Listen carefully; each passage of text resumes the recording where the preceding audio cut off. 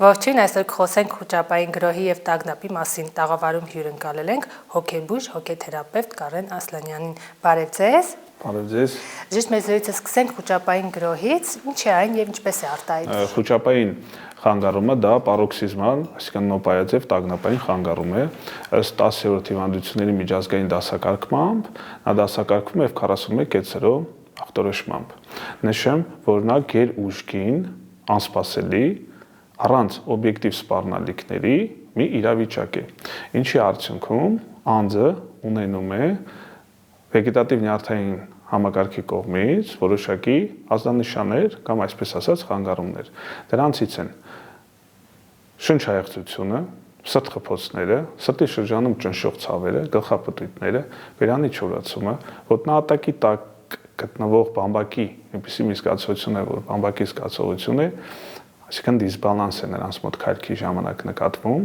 դերեալիզացիան, այսինքն անձի խորթացումը, դեպերսոնալիզացիան անձի խորթացում, դերեալիզացիան շրջապատի խորթացում, այսինքն իրանց թվում է ամեն ինչ աներիական եւ այդ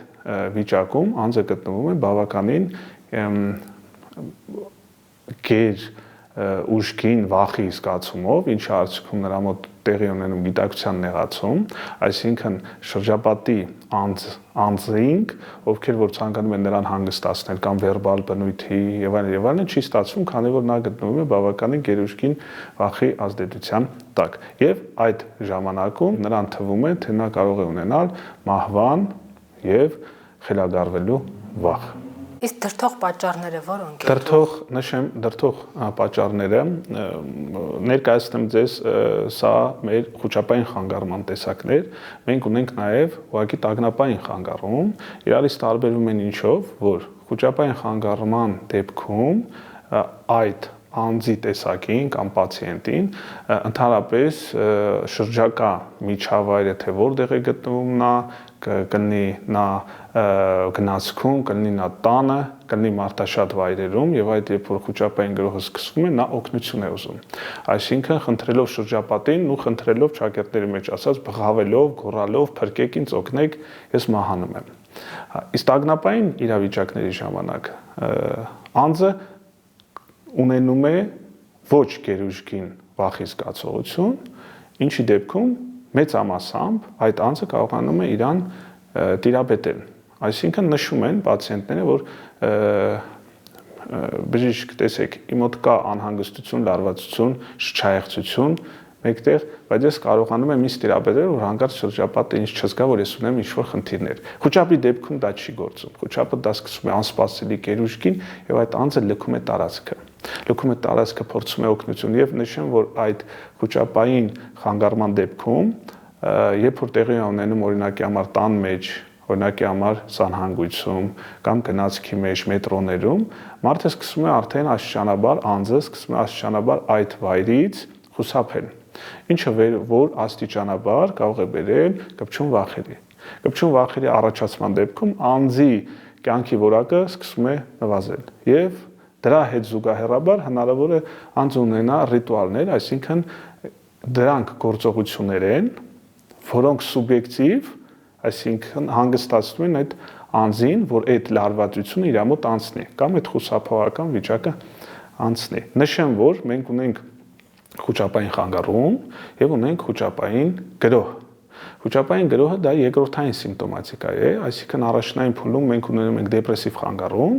ինչի արդյունքում ունենում ենք խոճապային գրոհ, լրիվ խոճապային խանգարման նման սիմպտոմատիկաներով։ Եվ օրինակ կարող եմ բերել անձը ունի բարդության վախ, որը կոչվում է ակրոֆոբիա, եւ անսպասելի ինչ-որ բարդության մեջ գտնվելով նրա մոտ սկսում է խոճապային գրոհը։ Այսինքն եթե անձին մենք բարդությունից դուրս բերենք, ինչ-որ հանգիստ ավելի իր համար վիճակ, գրոհը կանցնի։ Նշեմ, որ խոճապային խանգարման դեպքում մեծամասամբ անձինք սպասում են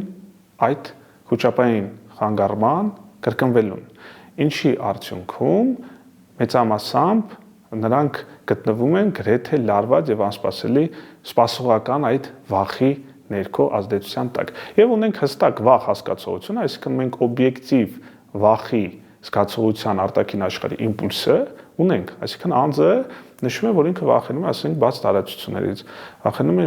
անձանց կամ շատ մարդկանց տեղ գտնվելու ինչ-որ վայրից, շփումից եւ այլն եւ այլն։ Դա հստակ մեր օբյեկտի կողմից գնահատված վախերն են։ Նշեմ, որ ամսվա կտրվածքում առնվազն 4 անգամ խոճապային գրոհների դեպքում գնահատվում է միջին աստիճանի խոճապային խանգարում, եթե շաբաթական տեղի ունենում 4 առնվազն 4 անգամ, ինչը իր տևողությունը տևելով ամիս, 1 ամիս, դա արդեն ծանր աստիճանի խոճապային խանգարում է։ Խոճապային խանգարումը ռուսերենով պանիկա, հուներենով պան բառից է գալիս, լեգենդ է դա, իհարկե, պանը նշվել է որպես հովիվների աստված, նա անսպասելիորեն հանգիստ միջավայրում բղավում էր եւ այդ ոչխարների հոտը խոճապարը փախնում էր այդտեղից, դա դրա ակնարկը։ Նշեմ, որ շտապօգնության 10-ից 20% կանչերի համաշխարհային ստատիստիկան է, մեծամասամբ 10-ից 20% խանգարումները տեղի են ունենում սրտխփոցներով, շնչահեղձության, սրտի ճնշող շրջանում ճնշող ցավերից, ինչի արդյունքում, այսինքն շտապօգնության կանչը գրանցվելով, բժիշկները գնալով, վիճակը գնահատելով, տեսնում են, որ ինչ-որ սուր պաթոլոգիաներ չկա, այլ դա խոճապային կամ գրոհներ կամ խանգարումներ, ինչի արդյունքում 19-րդ դարում ամերիկացի բժիշկ Դա Կոստան, հենց իր անվանումը մենք ունենք այդպիսի ախտորոշում Դա Կոստայի ախտորոշումը, դրա տրիադան, այսինքն եռյակը դա շնչահեղձությունն է, սրտի շրջանում ցավերն են եւ ճնշող ցավերը։ Դա Կոստայի համախտիչը կամ զինվորի սիրտ է կոչվում, որովհետեւ 19-րդ դարում տեղ ունեցել պատերազմական իրավիճակներ, մեծամասամբ զինվորների մոտ են նկատվել վախի զգացումից կամ կարդիոֆոբիա։ Նշեմ, որ խոճապային խանգարումների ժամանակ անձինք երբեմն նշում են, որ ունեն բերանի չորացում, բերանի շրջանի հատվածի չորացում, ինչի արդյունքում երբեմն այդ անձինք ունենում են կլման վախ, այսինքն 4 սննդից չեն կարողանում նորմալ կլման ակտ կատարել, ինչի արդյունքում տեղ ունենում է վախ, որը կոչվում է ֆագոֆոբիա, եւ հետագայում կարող է այդ անձը սննդից էլ նույնպես հրաժարվի։ Խոճապային գրոհը ինչքան է տևում, այսինքն րոպե ժամ։ Տևողությունը, շնորհակալ եմ այդ հարցի համար, տևողությունը ընդհանրապես 30-ից 40 րոպե, առավելագույնը 1 ժամ։ Մնացորդային ժամանակահատվածի տևողությունը դա ուղղակի սպասողական վախն է անձի կողմից։ Չկրկնվի հանկարծ դա։ Այդ դեպքում ինչ պետք է անի մարդը, որ չխառնվի։ Նշեմ, որ չխառնվելը, եթե խոճապային գրոհի մասին է եւ մենք ունենք հստակ օբյեկտը, այդ օբյեկտից այդ անձին պետքա դուրս հանել եւ նա կհանգստանա։ Եթե դա որպես խոճապային խանգարում է, այդ ժամանակ գիտակցության նեղացման շնորհիվ խոսքային հանգստացումը այդ մարդուն երբեմն մեծամասամբ չի օգնում։ Այսինքն որոշակի ժամ անց, երբ որ գալիս է շտապօգնությունը, երբ որ գնում են իրանք բժշկի, հասկանում են ոչինչ չկա, արդեն ժամանակի ընթացքում անցնում է այդ խոճապային խանգարումը եւ անձը հանգստանում է։ Սակայն որպես կանխարգելում այդ անձին պետք է դիմեն մասնագետների, հոգեբան, հոգեթերապևտ, հոգեբույժ, ստանալով համապատասխան դեղորայքներ եւ բուժում։ Բացի դրանից նաև պսիխոթերապիաների արդյունքում անձանց պսիխոթերապևտը սովորացնում է այդ վիճակները ինչպես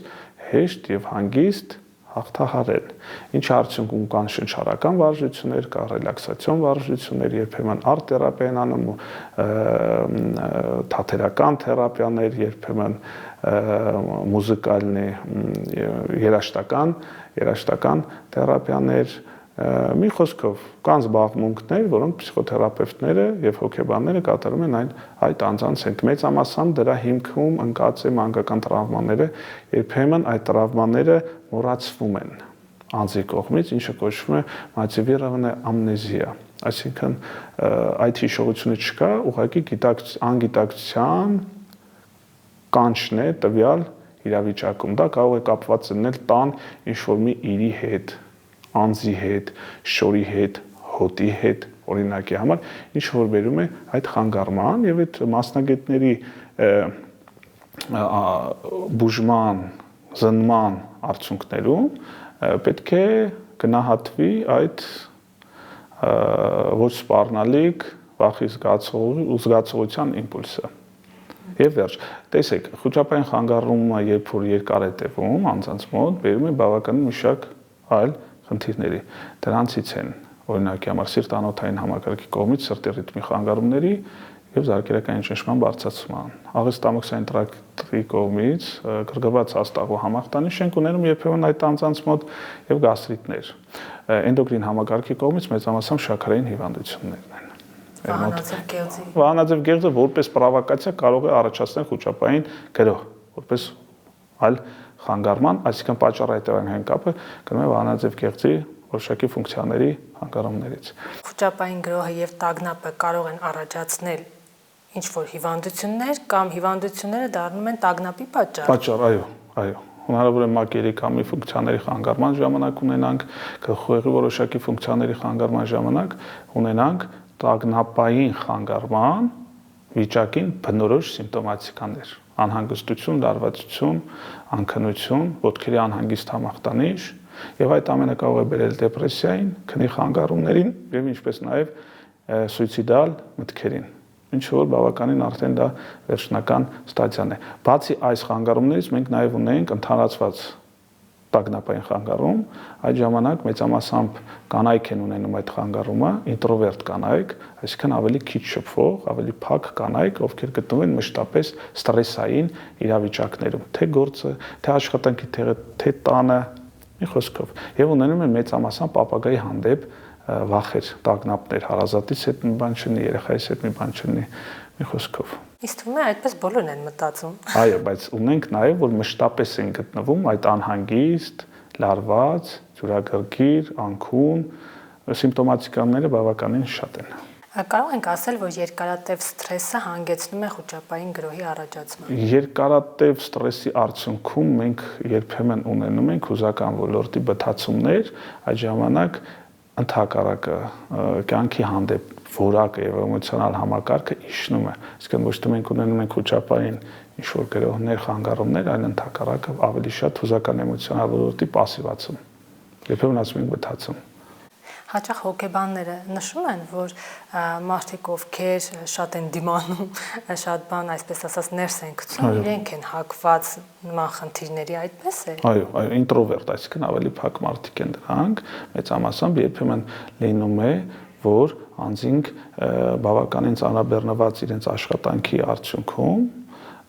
ունենում են նաև այլման համախտանիշ։ Դա արդեն աշխատանքային այլման համախտանիշ է գնում, ինչը որ նույնպես պատճառահետևանքային կապերի կարող է բերել այդ խուճապային գրոհ կամ խուճապային խանգարման նույնպես հասկացողության, այսինքն անգիտակցական մակարդակը ցանկանում է հանգիստ միջավայր ունենալ, ինչը որ բերում է այդ վիճակին։ Ասացիք, որ ինքնասպանության մտքեր են առաջանում մարդու մոտ, այդ պահին ինչ անի ինքը, եթե տանն է լավ։ Դիմել մասնագետին կամ հարազատը դիմել։ Տեսեք, խուճապային խանգարումը ընդհանրապես ինքը իրանից այնպիսի մի վիճակ է, որ պացիենտը եւ հարազատը կդիմեն մասնագետների սկզբնական շրջանում սրտաբաններին,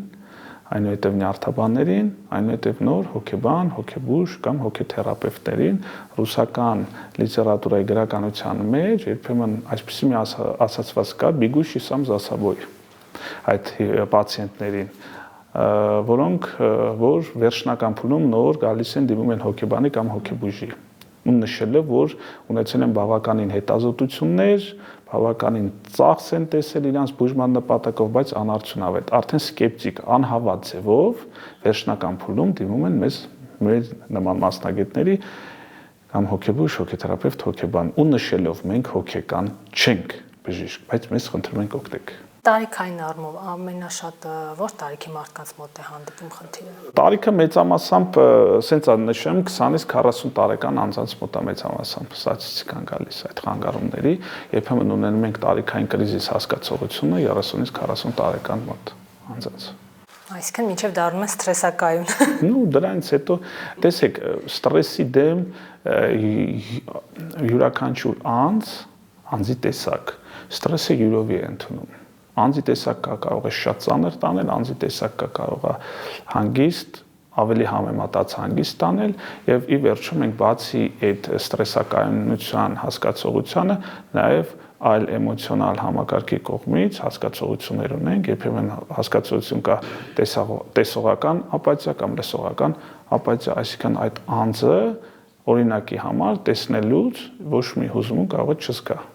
Կամ լսելուց ոչ մի հուզմունք չզգա, բայց տեսնելուց կա այդ հուզմունքը։ Կարող արտահայտվի որպես խոճապային գրող կամ խանգարում։ Դուք նշեցիք դիմում են վերջում հոգեբույժների, այո, մեծամասամբ մի 80-ից 90% անձինք դիմում են, երբ են դիմում, երբ որ կատարում են որոշակի հետազոտություններ եւ նշելով, փոխելով իրենց բժիշկներին, ոչ իմ խնդիրը կապված է սրտի հետ, բժիշկ ես չունեմ ոչ մի վախեր, ես չունեմ ոչ մի այլ հոգեկան խնդիրներ, բայց փաստացի ամբողջ փաթեթը ստուգվելով հասկանում են, որ վերջո հասկանում են, որ դա տագնապային կամ խանգարում է տագնապային ֆոբիկ խանգարում է։ Հանդիպում են սխալ բուժման դեպքեր, այսինքն օրինակ դիմել են նյարդաբանի, դեղեր են նշանակել հանգստանալու։ Տեսեք, սխալ բուժումներ չեմ ուզում ինչ-որ ակնարկներ ներկայացնեմ, բայց պացիենտներ կան, որ դիմում են մեզ նշելով, որ իրանք անցել են բավականին շատ հետազոտություններ եւ իրենց ոչինչ չի օգնել։ Կամ վերջում նյարդաբան ասել է գնա հոգեբույժի կամ հոգեթերապևտի մոտ, ես նրա հետ վիճել եմ, դուրս եմ եկել եւ նոր եկել եմ ձեր մոտ, բայց ես էլի հոգեկան հիվանդ չեմ։ Բայց խնդրում եմ բուժեք։ Հակադեպրեսանտների օգտագործումից խոսենք, հաճախ եմ նկատում, այսինքն մարդիկ երբ սթրեսային վիճակում են, գնում են դեղատուն եւ գնում են համապատասխան դեղերը։ Սա վնաս է թե օգուտ։ Տեսեք, ինքնաբուժությունը միմիայն կբերի վնասի։ Մանավանդ հիմա այդ բանական ինտելեկտ ասվածը, որ ներկայացնում են իրենց կանգատները եւ նա ստատիստիկայի բուժում է տալի, նշեմ, որ նա ուղղակի բանական ինտելեկտ է, նա մարդ չի։ Նա առանց էմոցիայի անձ է, դի վերջո, այո, իսկ բժիշկները էմոցիոնալ անձինք, էմոցիոնալ գնահատման նաև անձինք են, որը մեր մասնագիտության մեջ դա պետք է։ Եվ նշեմ, որ բացի անտիդեպրեսանտներից ունենք նաև այլ մոտեցումներ, այլ դեղորայքներ, դրանց մեջ մտնում են ցերեկային տագնապամարիչները, որոնք չեն առաջացնում քուն, տագնապային վիճակը հանգստացնում են, նորմոցիմիկներ ունենք, երբ որ էմոցիոնալ համակարգի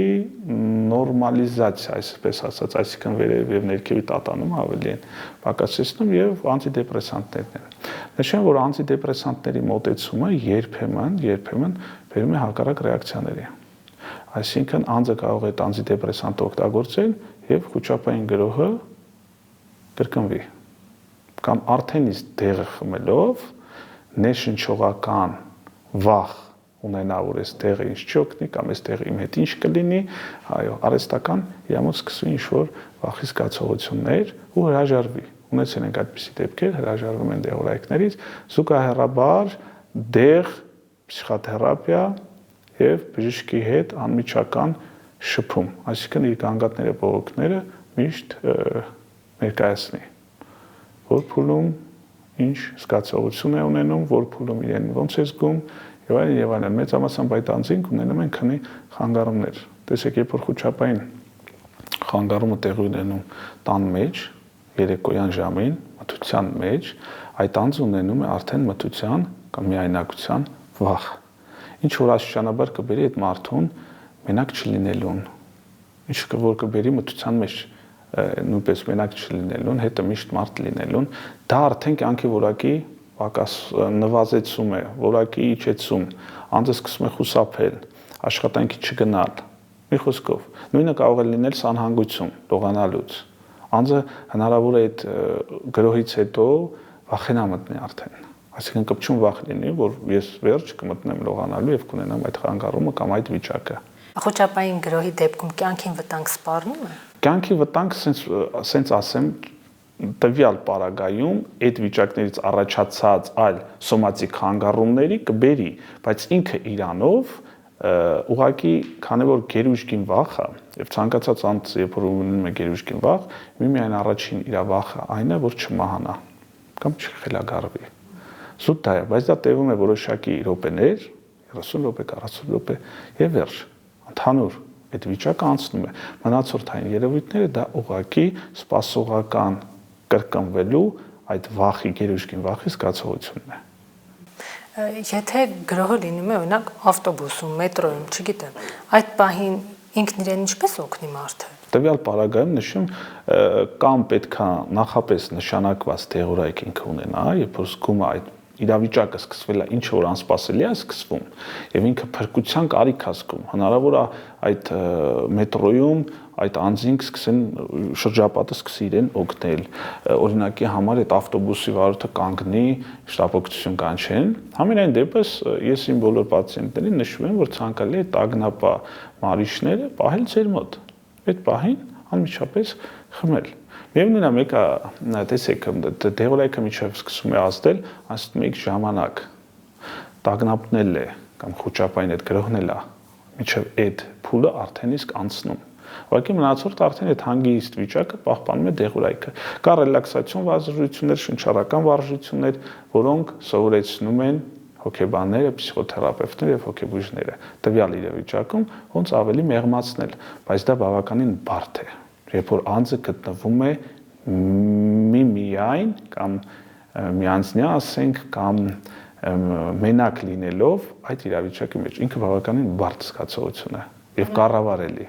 Օրինակ մեկ տարբերակ կա, ասում են շեղելու համար, էլի, տեսեք ինչ առարկաներ կան շուրջը եւ այլն, բայց մարդկանց հետ խոսել եմ, ասում են բացարձակ չի օգնում։ Չէ, տեսեք, դրա համար եմ նշում, այդ իրավիճակում անձի մոտ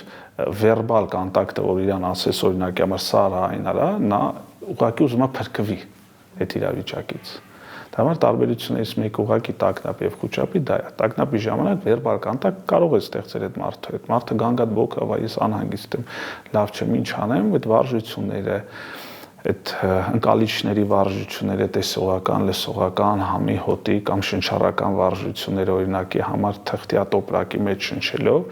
այո, ինչ որ բերում է ավելի այդ հանգիստ վիճակի։ Տագնապը եւ խոճապային գրոհը ինչու են անպայման կապում մանկության հետ։ Չի կարող մարդը մեծ տարիքում։ Տեսեք, կա մեր մոտ հասկացություն մանկական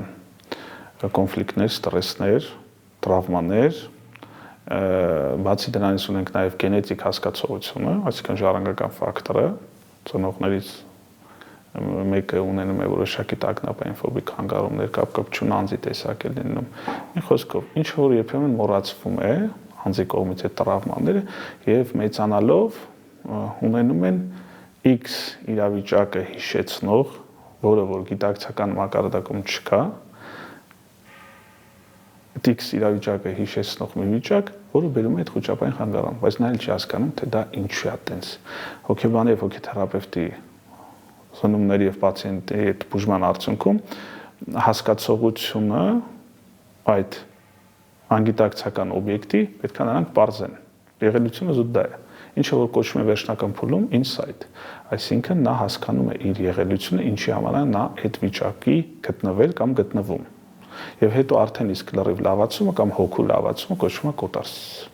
Այսինքն հոգեթերապևտի միջոցով ի վերջո պարզում են այդ չլուծված խնդիրը։ Չլուծված խնդիրը, այո։ Եվ վերջնական բուժում հնարավոր է։ Վերջնական, տեսեք, վերջնական բուժումը ինքը եւ դեղորայքային է, եւ հոգեբանական, եւ հոգեթերապևտիկ։ Եթե հասնելով եւ հասկանալով խնդիրը, մենք այո հաղթահարում ենք վերջնական։ Լինում են դեպքեր, նշանակում ես դեղորայքներ, գնում են հոգեթերապևտների, հոգեբանների մոտ, դեղորայքը չխմելուց հետո որոշակի հետադարձ բնույթ, այսինքն ռեցիդիվներ են ունենում, այո, ինչը որ իրանից կրում է, ել ավելի բավականին ծանր աշխատակ այդ անձի հետ եւ հանձնել է արդեն երբեմն պարտվում, որ դա իր մոտ երկար է տևելու, բայց դա այդպես չէ։ Այսինքն մենք սկսում ենք նոր փուլ, նոր շրջան։ Չի բացառում, որ այդ կրկնվի արտաքին աշխարհի գործոնների ազդեցության տակ, օրինակի համար հարազատի կորուստ, աղետ, վեճ, նվաստացում, մի խոսքով այդ ամենն էլ կապ ունի այդ անձը, բայց մեծամասամբ նշեմ այդ անձինք, ովքեր որ հաղթահարում են այդ վիճակները, ավելի ստրեսադիմացկուն են լինում մեծամասամբ։ Այսինքն նրանց այդ տակտիկաները, հոգեթերապևտների աշխատանքները հետագայի համարել են նրանց օգուտ տվյալ X իրավիճակը հաղթահարելու համար։ Կորոնավիրուսը 44-օրյա պատերազմը պատճառ դարձել է խոճապային գրոհների առաջացման։ Դուք հենց նոր նշեցիք, ճիշտ եւ նշեցիք խոճապային գրոհ, որովհետեւ մենք ունենք պատճառը հետևանքը պատերազմ, պատճառը հետևանք կովիդ, մահվան վախ։ Արդեն դա խոճապ է։ Մահվան վախը ցանկացած խոճապային գրողների մեջ դոմինանտ է, ավելի գերիշխողը մահվան վախն է։ Եվ դա ինքնուրույն անցնում է, թե էլի երկարատև բուժում է պահանջում։ Հաշվի առնելով մեր տարածաշրջանային ստրեսակայունությունը, մենք մեծամասամբ տեսնում ենք պատերազմներ, տեսել ենք 3 պատերազմ, երկրաշարժ, մի խոսքով, բացասական, այսինքն ավելի դիմադրողականության շեմը մեր մոտ բարձր է համեմատած եվրոպական ազգերի հետ։ Ինքնուրույն կարողանում ենք հաղթել։ Երբեմն կարողանում ենք, բայց ինքնուրույնությունը երբեմն բերում է մեծամասամբ բացասական եւ գործողությունների եւ անձի որակի իջեցմանը։ Մի խոսքով, բավականին շատ են խնդիրները։ Հաճախ եմ նկատում, որ մարդիկ երբ ասում են ունեն տագնապ կամ խոճապային գրող, ասում են աղոթեք եւ կանցնի։ Հասկանում եմ, որ խոսքը կարեւոր է, բայց լինում է որ աղոթքը նաեւ օգնում է։ Այո, տեսեք, նախ նշեմ, որ հավատը մեծ դեր ունի այս իրավիճակում, մեծամասամբ աղոթքը, խաչակնքվելը նրանց օգնում է այդ անձանց, որովհետև նրանք հավատում են, որ Աստված նրանց կօգնի։ Դա նույնպես ճակերտների մեջ եթե վերցնենք, նույնպես ինքնաներշնչման մի տակտիկա է, որը բավականին լավ արդյունավետ է։ Աղոթեն, բայց ինչ աղոթեն։ Աղոթեն, որ նա կօգնի, Աստված նրանց կօգնի։ Հավատն է կարևոր ստեղ։ Եթե հավատը կա, օգնում է։ Մեծ մասը որ խնդրի հետ է կապված, ինչպես սկզբում ասացիք, մանկական շրջանն է պատճառը, թե ուղղակի կյանքի ընթացքում ինչ-որ խնդիրներ։ Եվ կյանքի ընթացքում եւ մանկական պատճառը։ Մեծամասամբ մանկական խնդիրներն են։ Այո։ Ինչ որ մոռացված է։ Այսինքն ունեցել են ծանր մանկություն։ Չի բացառվում, որ ունեցել են ծանր մանկություն, չի բացառվում, որ ունեցել են X իրավիճակ կապված ծնողների օրինակի համար վեճի հետ։ Օրինակ, տան ինչ-որ իրադարձություն, որը նրանց մոտ ֆիքսվել է մանուկ ժամանակահատվածում, բայց մոռացվել է ներկայում։ Եվ այդ իրը, լույսը, գույնը, հոտը, համը, մարդը